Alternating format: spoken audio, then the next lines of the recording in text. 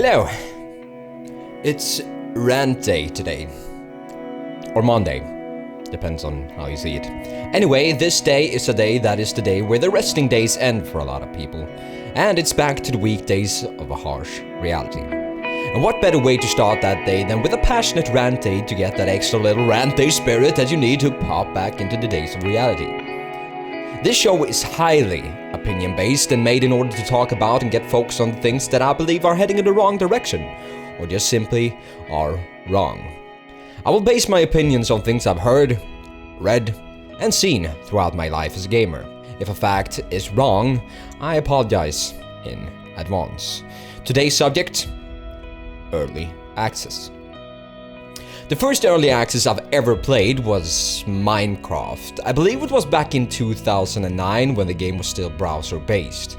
I thought the concept of it was totally awesome back then, and to actually be part of a development without having to sign up for beta access and wait for half a year, and just paying a small fee instead, felt like a brilliant idea.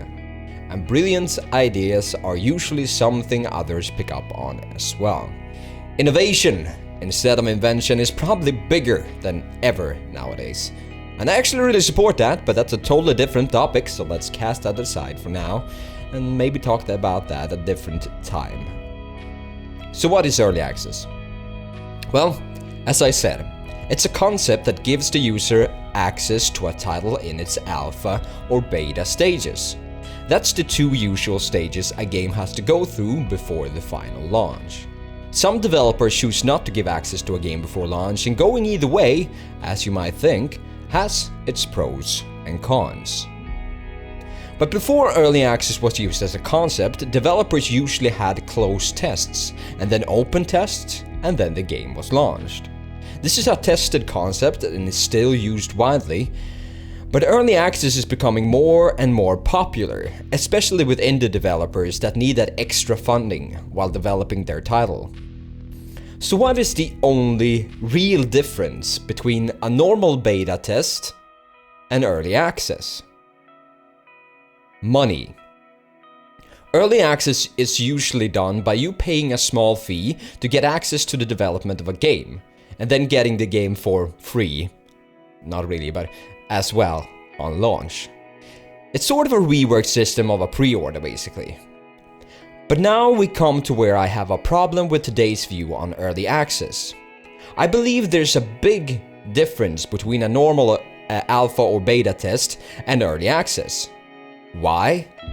Because of the only main difference between them. You have to pay for it. Paying for a complete game is a totally different matter, because usually you can very easily base your opinion on whether you like the game or not by just watching a couple of reviews online. Whether you like written reviews or video reviews, they're all there. They're magazines, journalist side, game, it's bigger than ever. But reviewing an early access title is not something established gaming journalists do. Why? Because the early access game is in alpha or beta. That means it's in development. And reviewing an unfinished product is just not right. Or is it? In this case.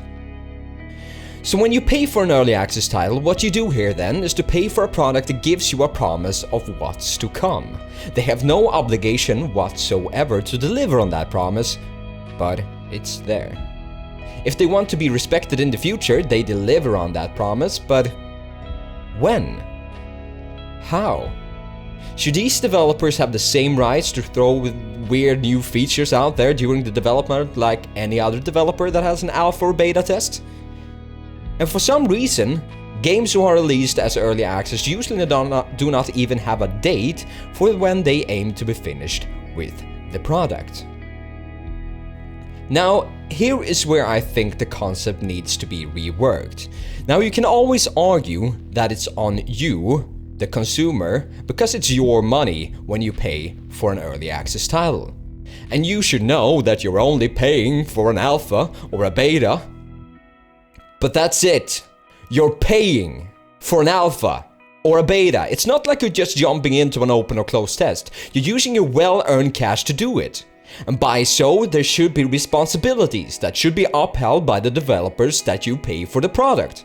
The developers should have good confidence that they're selling you something that you will enjoy throughout the development as well. Not just only when the game is released, whenever that is, because that we almost never get to know. Because slapping an alpha sticker on a title is not an excuse for waiting one whole year to give you one basic feature that will prolong the enjoyment of the title during the development, because you paid for it. Now, early access is basically impossible to talk about without mentioning the big sales success that is DayZ standalone, that's based on the DayZ mod for Arma 2. This game is a prime example of excuses and alpha stickers being slapped on to basically do whatever you want to do during the development. Because it's a normal alpha, right? Right? I actually do not doubt for a second that the people over at Bohemia Interactive do their best to develop DayZ, but slapping an alpha sticker on and saying that you added a tomato plant before a car because the tomato plant team completed that feature before the team who works on the cars were done with them, it's total bullshit to my ears. Now, if you ever watched a video of DayZ standalone or actually play the game, you know the feeling that is there anything even being added to this game? And there usually is. It's just not features that you will notice on your first to about 10th play session of the game. There's a lot of examples of early access gone wrong, and DayZ is probably, by far, not the worst. But until someone takes this seriously, we will continue to have this problem, and Steam will continue to be flooded with early access titles that basically give you nothing. Just a promise. So let's just clear this out today. The concept of old school beta testing is not something that should be confused with early access. Early access should be a new term of game development. Sure, different stages could be called alpha or beta, but then we need another term to define the old style of testing a game. But alright, let's give some constructive criticism to make a list of what early access should have or be to be what it should be, right? Alright, number 1. Early access is something that should be used when the developers have confidence in the product and where it's headed. Number 2. There should be a schedule and a management for when and why expected features should be released, all to prolong the enjoyment of the product during the development. Number 3. Small insignificant features should be added in last. Number 4. There should be a preliminary release date for the finished product. Every time, they should be there before they release it on early access. They should be there. Number 5. Community and player suggestions about features and changes to the game should be considered, but tested out in the very last stages of development to not hinder the original plan of what the game should be. This should be considered icing on the cake and not a definitive part of the development. I could sit here all day and talk to you guys about what I think is wrong with early access, and honestly, I don't know any title that is doing it in a good or even a respectable way.